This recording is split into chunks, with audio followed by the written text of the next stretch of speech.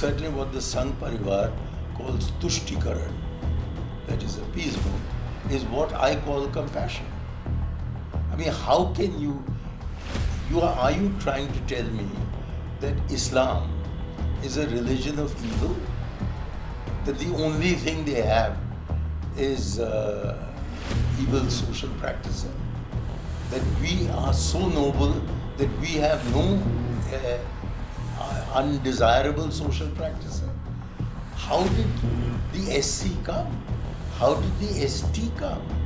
It was because social discrimination was not only written into the Hindu way of life, it was also sanctified by the Manusmriti.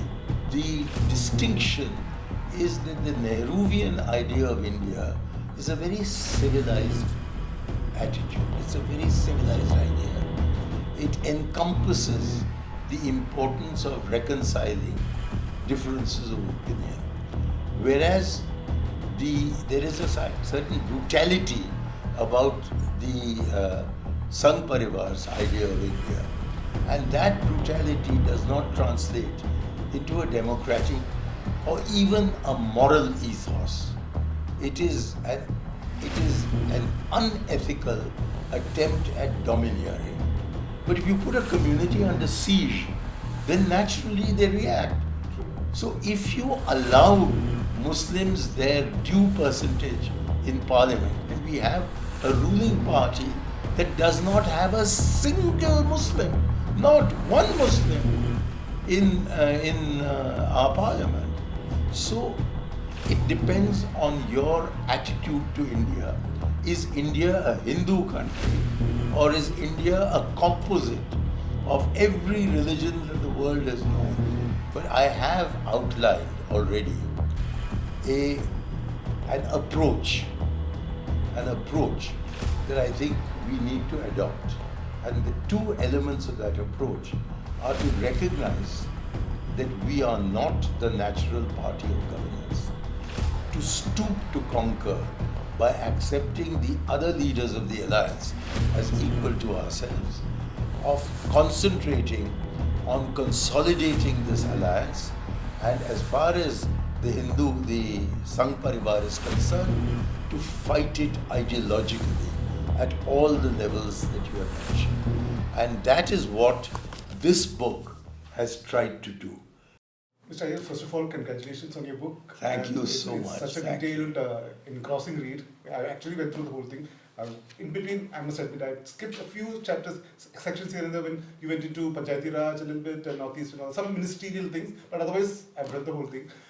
So my question is, considering that you've named your book what it is, A Maverick in Politics, do you think being a maverick in politics works?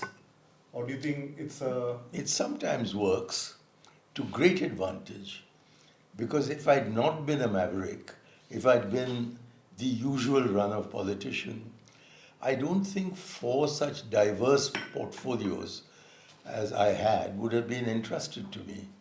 And although you have just said that you haven't read those chapters, to my mind, those are the chapters that really matter, because they deal with issues of governance. I know. But issues of governance in a very diverse set of circumstances. The one on petroleum and natural gas is about the concept of energy security as an essential dimension of faster economic growth.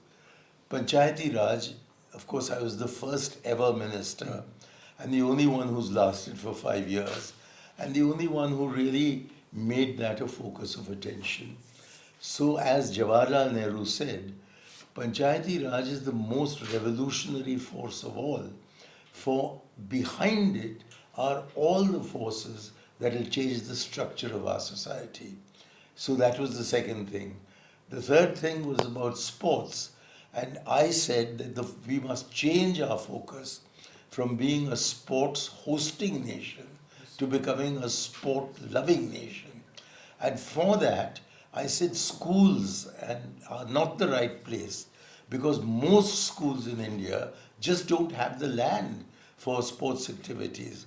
So I picked up a Tamil Nadu example of 7 sports disciplines in a single acre of panchayat land, and said that on the basis of this, we can make ours a sporting nation and do talent spotting at a very early age, and then do the nurturing, including the food that is necessary for making sports persons out of talented sporting children. And then, as Minister for DONA, the Vision 2020 document is the most comprehensive document ever made about the possibilities of securing economic development through the economic integration of the hill states with the plains of the northeast. So that is, I think, the most exciting part of this book, although I expect journalistic attention to be really focused on other bits of the book which are more spicy. No, of course, I read through many of the ministerial things. Petroleum, of course, I did, and not the Northeast, but petroleum and the sports ministry details all I read, and Panchayat Raj, the initial section, because I realized that Panchayat Raj was something that you wanted to be something like your legacy, and you were a bit frustrated because there was a kind of disinterest over a period of time. No, I couldn't carry everyone along, and particularly those who were obsessed with GDP, per capita income, poverty lines. They didn't understand the need for structural change to make development meaningful for people at the lower level. Indeed, the very word poverty line they use is quite wrong. Because if you raise somebody above the poverty line and ask him, are you now not poor? He'll say, I am poor. Because it is a destitution line. And it's not enough that you raise people above destitution. They have to become participants in the growth process. And this is not understood by right-wing economists who have taken over the guidance of the Indian economy and either openly or subtly sneer at the model of economic development that we had for the first 40 years of our independence. So I've talked to quite a few of them. So the effort seems to be, like you said, aiming for GDP, like a good figure to say that, okay, see where we've reached. But there's nobody in India who earns the equivalent of the per capita income. Everyone either earns more or much more, and many, many more earn less or much less. And therefore, it will be sheer coincidence if any individual's personal income was exactly equal to this figure called per capita income, which is then championed by economists who don't understand that we have a political economy and that the structure of our society has as much to do with economic development as economic growth per se. But frankly, I feel the focus on per capita is not there as much as the focus on GDP. That's right, yeah. The focus should be there because per capita income is pretty not so great. What does 5.8% mean? What does 6.3% mean? It means nothing to any of us, although it absolutely fires up economists. And people who see it on WhatsApp, youngsters who see That's it and right, say, okay, we're going to be the next superpower. They look at WhatsApp instead of looking around themselves. Sadly, a lot of us, I think today is the world of social media. Okay, so going back to that word, when I said maverick in politics, also you were in foreign service for the longest time. And before politics, of course, being in foreign service, you have to be so tactful and, be measured in words and action. So if you were as, not somebody who minces words, how did you manage in foreign service? I'm just curious. This is just It went quite well. I found I had 2 postings in Brussels, once to Belgium and Luxembourg, and once to the European Economic Community at the time when the UK was joining the community. Okay. And our exports during the imperial period and then during the Commonwealth period were largely directed to the United Kingdom. And I found that being blunt with the EEC officials and with the UK representatives, which I learned from my boss, my guru, K.V. Lal, that diplomacy doesn't consist of hiding your intentions. It consists of making your intentions clear. That there is you try and find compatibility between your interlocutor's interests and your own, but you don't have to lie to him. Diplomacy is not about lying, going abroad to lie for your country, which is the classic definition. And then I was in Baghdad, and I had a lot of opening up. In Hanoi, I made friends with a communist regime that was otherwise very tight-lipped, simply by being open to them. And of course, my treasured posting was Karachi, where I discovered that if you're a hail fellow well met, well, they are also a hail fellows well met. And I actually received the accolade of people who were in the visa room, collecting their visas, standing up and shouting slogans. Hindustan के consul general जिंदाबाद जिंदाबाद, यहाँ कोई पाबंदी नहीं, यहाँ कोई रिश्वत नहीं, there are no restrictions here, there is no bribery here. I got it from Pakistani people. So I learned to distinguish between governmental actions which have leadership perceptions of national interest and people's reactions where they are very friendly towards us. And our diplomacy, I think, in Pakistan fails because we don't know how to leverage the affection that the average Pakistani, not only among the illiterate masses, but also in every section of society, including the army, has for us. So these are the lessons I learned, and I don't think I changed in any way from being a diplomat to being a politician. I got myself into a lot of trouble when I was in diplomacy, and I continued to get myself into a lot of trouble in politics. And that was because of the Maverick element.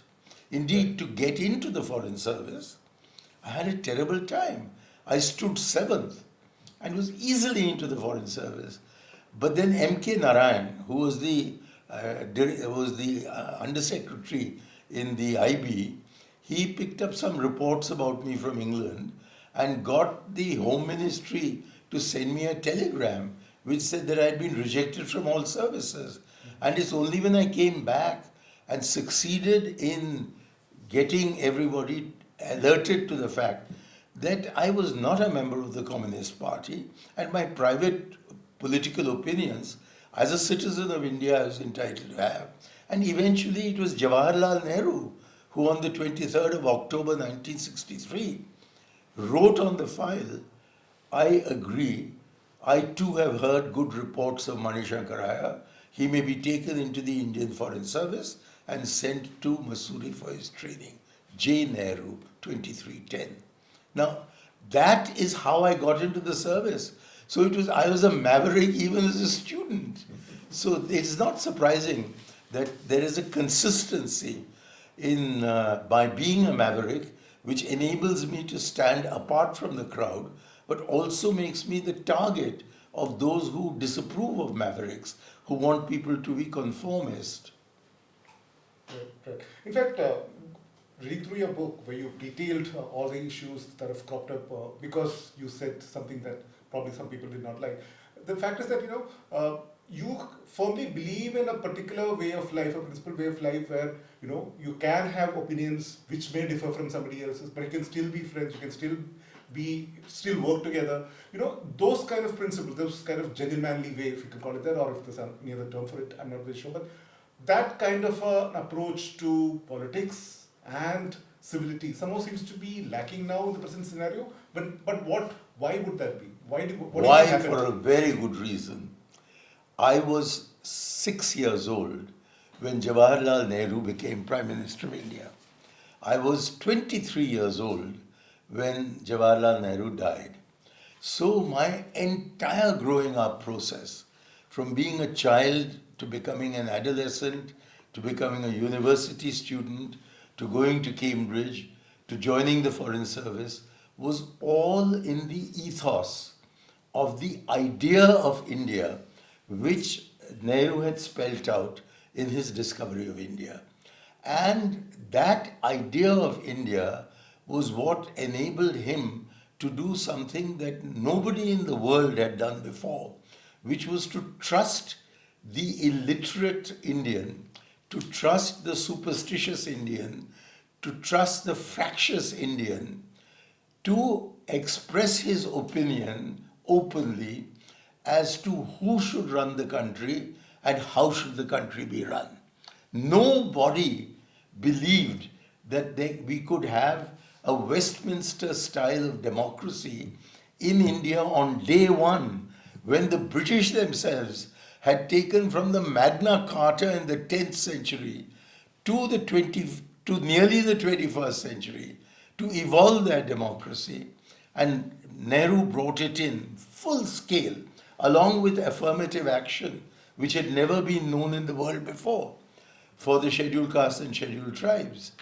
And so, in that atmosphere, it was normal and natural to regard opponents in politics or even ideological opponents as opponents who could be converted or who could convert you to their view of thinking. They were not enemies, they were opponents. And they had their own reasons, and you had your own reasons, and reason should be pitted against reason. But unfortunately, as I've said, I think not in this book, as I've said, from about the year 2000, when we were in opposition, the Congress Parliamentary Party, under the influence of Priyaranjan Das Munshi, started demonstrating more than debating. And I had objected to that at that time, saying that the BJP will very quickly learn from us. And that is what has happened. We are now on an escalator of demonstration rather than debate. And demonstration is not democracy. It is it's a form of protest. It's a valid form of protest. And of course, it requires two people, two hands to clap.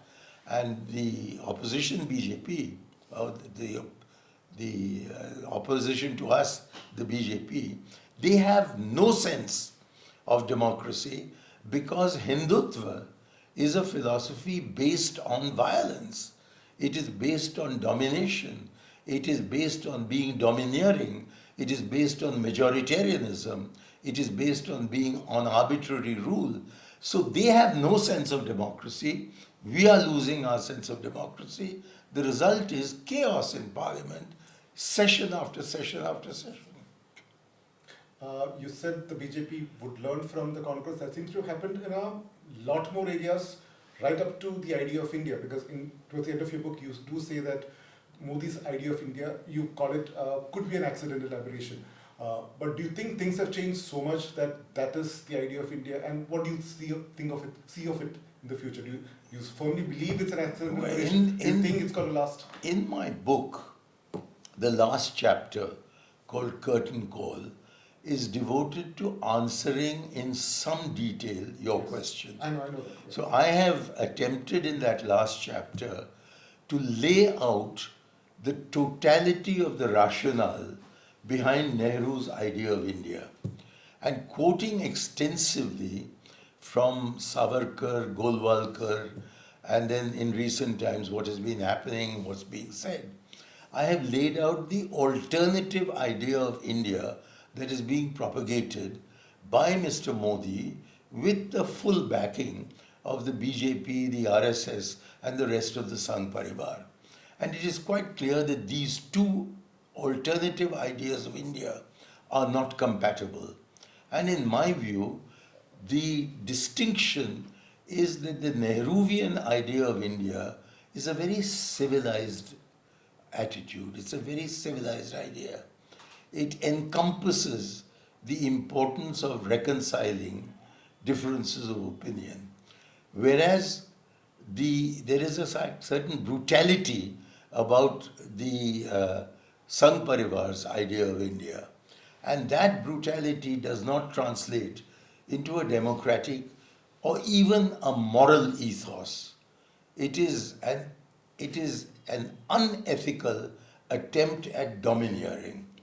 And so that's not democratic. Uh, Unfortunately, our country in the last 11 years or so has been ruled by people who have this alternative idea of India. Now, Nehru's justification for his idea of India was that it was based on the evolution over 5 millennia, 5,000 years, of a certain attitude of mind, which Amartya Sen brilliantly summed up in the title of his book, The Argumentative Indian. And because we were the argumentative Indian, we took nothing as carved in stone. We said that we'll keep an open mind. Now take your own name. It is Sunil Thomas. It's a composite name. The Thomas indicates that you are of Christian origin. The Sunil indicates that your Christian family had no difficulty in picking up a Hindu name. Now, in which other country of the globe is there this kind of integration of influences from outside and influences from within?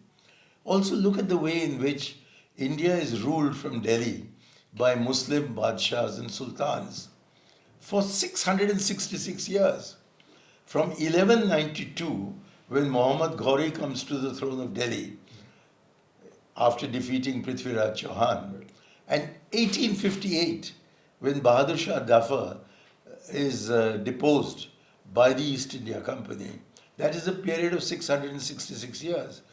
India is the only country in the world, the only nation in the world, that was neither completely defeated by Islam, as were all the countries from Afghanistan to much further, Mauritania, the whole of North Africa. And then they conquered Andalusia and they ruled there for 700 years. And eastwards, Bangladesh, through Malaysia, through Indonesia, which is the biggest Muslim country in the world, into the southern Philippines. They couldn't enter France beyond the Pyrenees, and they couldn't enter the gates of Vienna in the east because they were defeated there. So elsewhere in the world, Islam was either triumphant or totally defeated.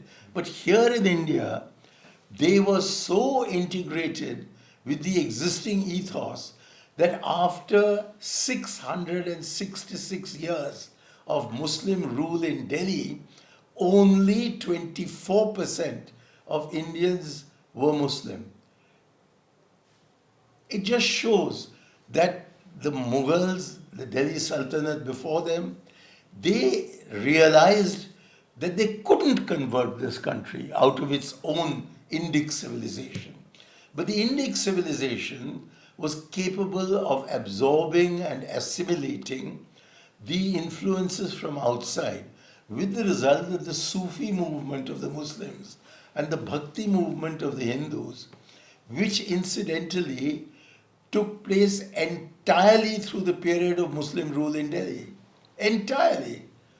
Whether it was Ramanujam in Sri Peramadur, or it was Swami Ramanand, or Krishna Chaitanya, or Sant Ravidas, or Kabir, or Mirabai, or at the end, from Guru Nanak, through the 10 Gurus to Guru Gobind Singh, we had the evolution of a form of worship that interacted continuously with the Sufi system, influencing the other. And that is why, while the Muslims may have ruled, they didn't even try to convert the entire country to Islam, as they did elsewhere. So this is the genius of India. And instead of accepting the genius of India, you start talking about Aurangzeb levying the jizya. So what do you want to do? You want to levy a jizya on the Muslims and the Christians of India? And what nonsense is this? does give you political brownie points. So therefore, to answer your question now, I'm only now in a position to answer it. The Hindutva system of thought is based on prejudice. The Nehruvian idea of thought is based on 5,000 years of civilization. What we have to see in the future is whether the basest instincts of India and Indians will prevail over the long 5,000 year tradition of accepting diversity. So can we possibly get unity through uniformity, or will we have to stick to unity through diversity? And I believe that apart from this aberrant time through which we are living, basically India will either disintegrate by forcing it into a unity and uniformity, or we will flourish as we have flourished for 60 years or 65 years before Modi came to power, as a country dedicated to the principle of unity in diversity and constitutional democracy. I want to get back to this idea of India point, but before that, just a political question, which of course begs to be asked. It's a very cliche one in a way, but still, one of the factors which even many of the so-called liberals will kind of agree to is that politically, all said and done, there's been some element, some kind of appeasement that's happened towards the Muslim, which is probably at the core of why there's been a reaction from the other side. Would you agree to that? And what would be the way forward if you felt that's so true? What the Sangh Parivar, perhaps you now, but I don't know, but certainly what the Sangh Parivar calls tushtikaran, that is appeasement, is what I call compassion. I mean, how can are you trying to tell me that Islam is a religion of evil? That the only thing they have is evil social practices? That we are so noble that we have no undesirable social practices? How did the SC come? How did the ST come? It was because social discrimination was not only written into the Hindu way of life, it was also sanctified by the Manusmriti. Now we have changed those because we are a hugely majority Hindu country. But I have often wondered how a parliament of 4% can determine what Muslim law should be. When I say parliament of 4%, I mean there are only 4% Muslims in the membership of the parliament. So you can, every single religion and every single culture in the world requires reform. The Catholics require it, the Protestants require it, the Muslims require it, the Hindus require it, the Sikhs require it, the Buddhists require it. There's no religion or culture in the world which doesn't need reform. But it has to be done consensually. It cannot be imposed from outside. And if it is imposed from outside, it won't last very long. So therefore, we took the very wise decision that we would allow the minorities to have their own personal law, while giving them the opportunity of modifying their own personal law. And that we would take, because this country is a hugely Hindu majority country, that therefore in our parliament it should be possible to legislate the evils of Hindu civilization, Hindu culture, Hindu society, legislate to remove them. And that is how the Hindu Code Bill was reduced to 5 acts or so back in Nehru's time. Now, I don't call this tushtikaran. I call it compassion, that there is a minority that is being tempted by an alternative idea of the Muslims of the subcontinent called Pakistan. And 1/3 of the Muslims of India, of British India, decide to remain in independent India. So their percentage is low. They're only 14%, at least in the last census. They're 14%. But their numbers, I would imagine today, are nearly 200 million.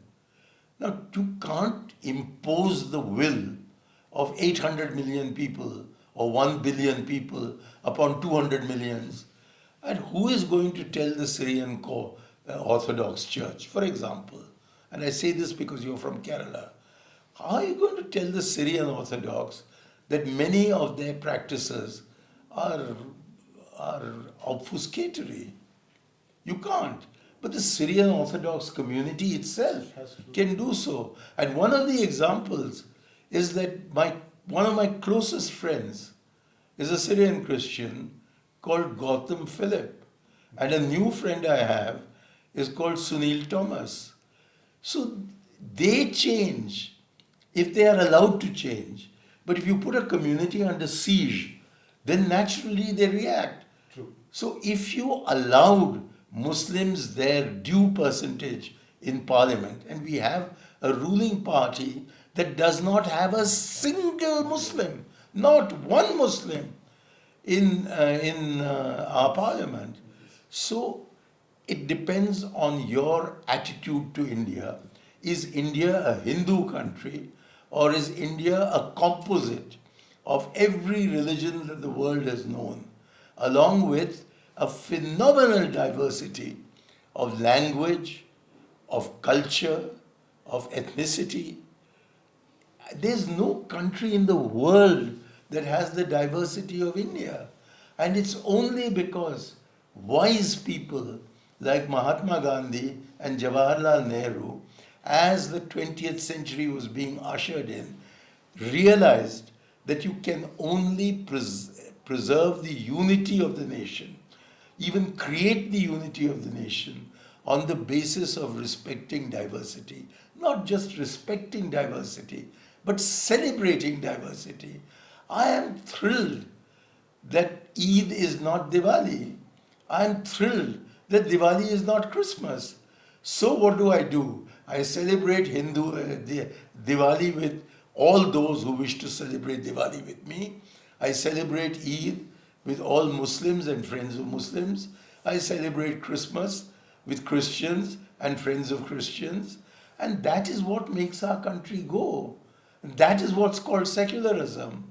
And these people reduce it to triple talaq. Now, did they undertake a survey to find out what percentage of Muslim marriages ends in instant triple talaq? As far as I know, it's under 1%. And that is why the Muslim community has had no difficulty in accepting this Triple Talaq Act that the BJP has enacted. But they claim that they have opposed Tushtikaran. And I say that it is the only time you have shown some element of compassion by removing through law what the Muslims had already for 1200 years removed through practice. Okay, so going back to the idea of India and the new idea of India, you, with all your experience and hindsight, what do you think is the future of this new Modi's idea of India? Do you think it's going to last? First, I reject the word new. It's a very, very old thought, this thing that is called Hindu nationalism. And it was opposed by the Congress party throughout the freedom struggle.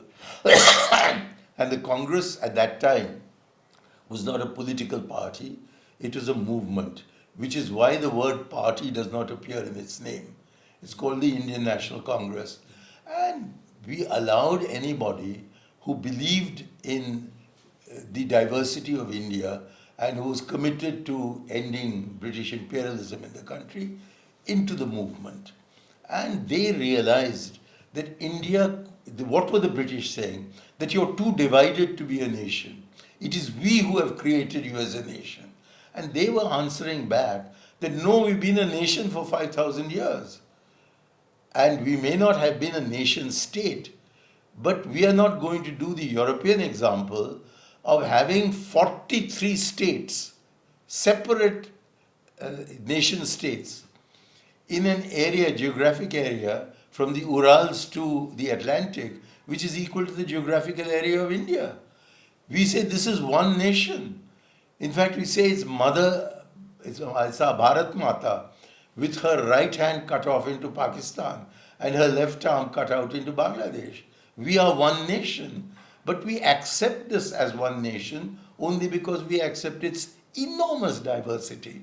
And the Hindu religion itself, or the Hindu way of life, is filled with diverse practices. I mean, Deepavali is not the major occasion. That is Kartikeya. That's when we celebrate with fireworks. In your Kerala, what is Onam? It is the return of Mahabali. And in the north, Mahabali is regarded as an evil man. So we have, is there any other religion in the world which would accept the denial of God as a part of religion? The Hindus do. The Charvaka school of philosophy absolutely denies the existence of God. Buddha, he said that God is irrelevant. This life, lead a good life, lead an ethical life. And he laid down an eight-point way of life. So we have this diversity inherent in us. And how can you superimpose a uniformity on this country? That is why I don't call it a new idea of India. I call it an alternative idea of India. And I'm very keen that it should be called an alternative, because Modi is pretending that he has produced something new. He's just repeating what Savarkar has been saying. And that's a century old. So it's not a new idea, it's an alternative idea. And I don't like this alternative idea because I don't think it is rooted in the Indian reality. It's not rooted in the Indian identity. And that is why I would much rather rely on 5,000 years of an Indic civilization to determine the future of this country than an aberration of 10 or 11 years. And don't forget that 50% Hindus have never voted for the BJP, and at least 60% of Indians have never voted for the BJP. If Modi is in power, it's because of the peculiarities of our first past the post system. And he's trying to use this completely false majority to substantially alter the nature of our constitution, the ethos of our constitution. And so he needs to be opposed with the confidence that we can defeat him. If we can only rally the 65% of Indians together and not have their vote split, if we rally them together in 2024, despite the fact that there was hardly enough time to put together and nurture this alliance, we were 10 seats behind Modi. If we had just put in a further effort, we could have easily been the single largest bloc in parliament. So it didn't happen this time, and it may not have happened in Haryana and Maharashtra because the alliances were not fully made. And it may not happen in Delhi now.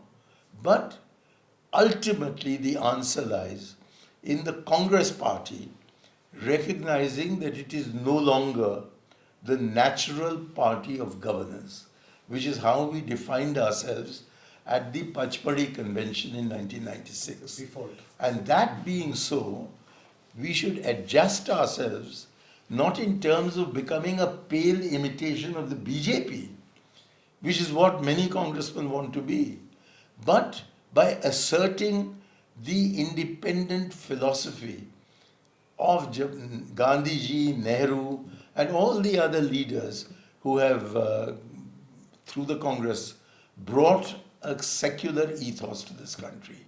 A secular ethos that is acceptable to a range of regional leaders, starting perhaps with Stalin and the DMK, extending to Mamata Banerjee, continuing through Tejeshwar Yadav to I would say Akhilesh Yadav in Uttar Pradesh, and of course the Aam Aadmi Party, and even the Akali Dal of the National Conference. We are the natural alliance to run the government. The Congress may no longer be the national party of governance, but India is the natural alliance of governance. And if only we can make it stronger, make it more cohesive, make its identity deeper in the Indian psyche, and Modi and these ghastly 10 years, which are now going to extend to 15, can be put away in history as being a bad dream, like Aurangzeb's rule was a bad dream. And that lasted much longer. It's not just political transformation by party coming into power and elections. It's also a massive cultural and historical, social, I would say, change that's happened in the public. When it comes to approaches to, like you said, 30 years ago, the Congress won what 400 plus seats, 30, 35, 40 years ago, 40, 400 plus seats. But compared to that era of when the secular ethos was the default, today we have come to a stage where a huge number of people I see around me who firmly believe in the suppose what you call the Modi's concept of India, the idea of India. So it couldn't just be political. It has to be social and cultural and all those areas. Do you think the opposition, specifically the Congress, is doing enough, or rather, what should they do? Not just political, but in these areas also. Sunil, a man is known by the company he keeps. So I request you to leave all these people who are now emerged as Hindutva rats from the woodwork. I would like to emphasize again that half the Hindu population of India has never voted for the BJP. And at times, like the 2024 Lok Sabha election, perhaps 60% of Hindus didn't vote for him. The other elements of Indian society, which make up our composite culture, have never ever supported this so-called new and what I call the alternative idea of India. In these circumstances, I think you ought to have faith. In what? In 5,000 years of civilization. Not temporarily somebody changing his opinion. Sometimes I wear a red tie and sometimes I wear a grey tie. That doesn't mean that I've fundamentally changed.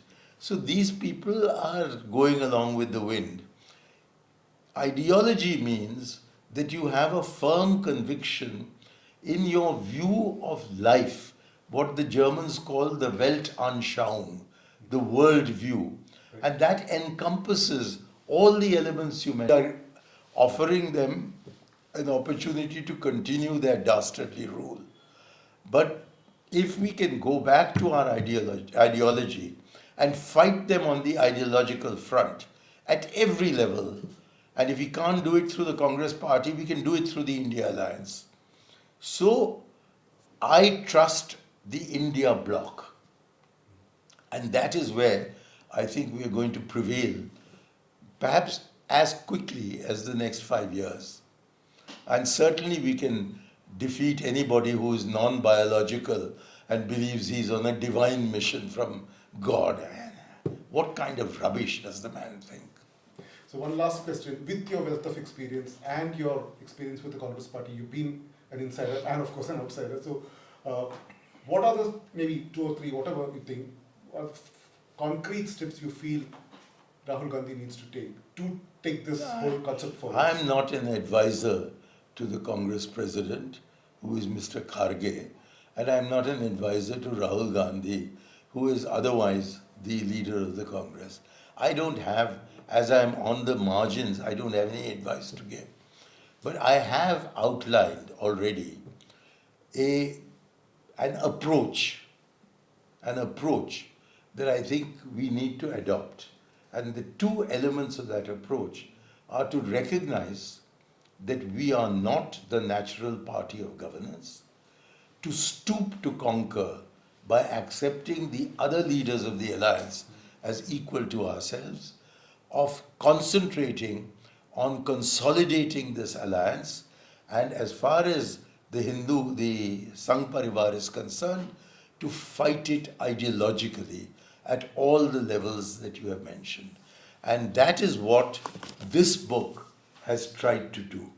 I've set out in my last chapter, Curtain Call, all the elements that I have just been expounding to you.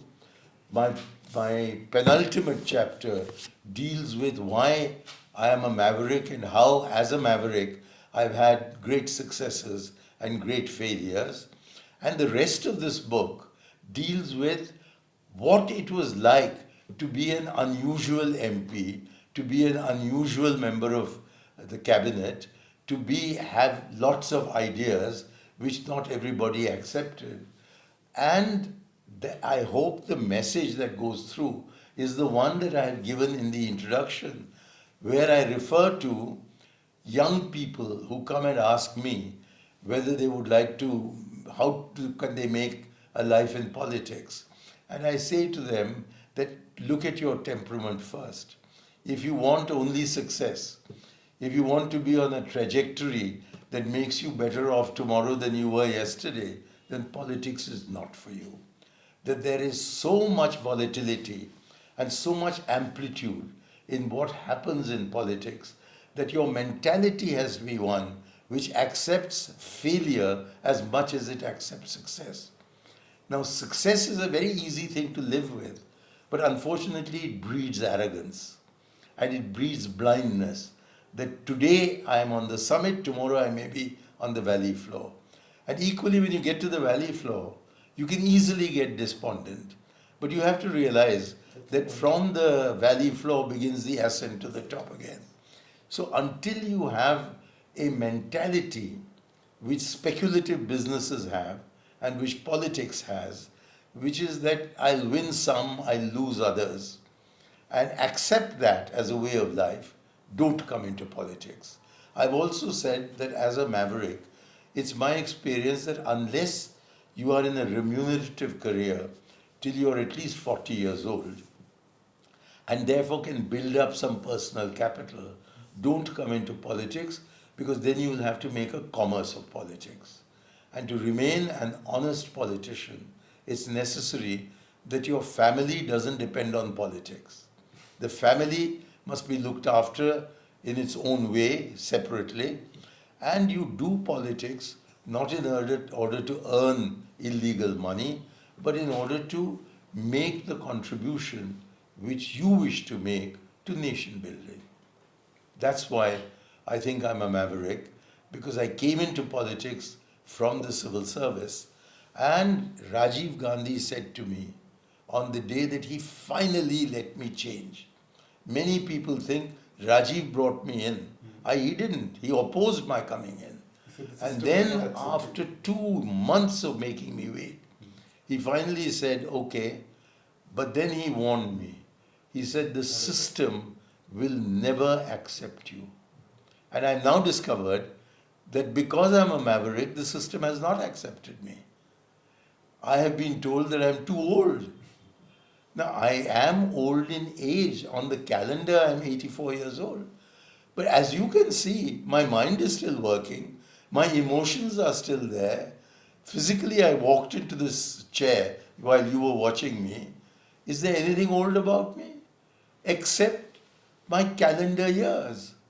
And yet I've been kept out of active politics on the grounds that I'm too old. Now, I don't accept that I'm too old. And the day I'm too old is the day I feel too old. I have been traveling all over the country, all over the world. And my doctors tell me what's wrong with me. I have a pacemaker. I have had a bypass. I am under treatment for my liver, my kidney. But modern medicine has made the new 60 is 90. Most of my colleagues are still alive. And we're not going to go for another decade. And during this decade, you want me to twiddle my thumbs? I don't want to. So if I can't be in politics, well, I can always be in writing. I don't need anybody's patronage to produce a book.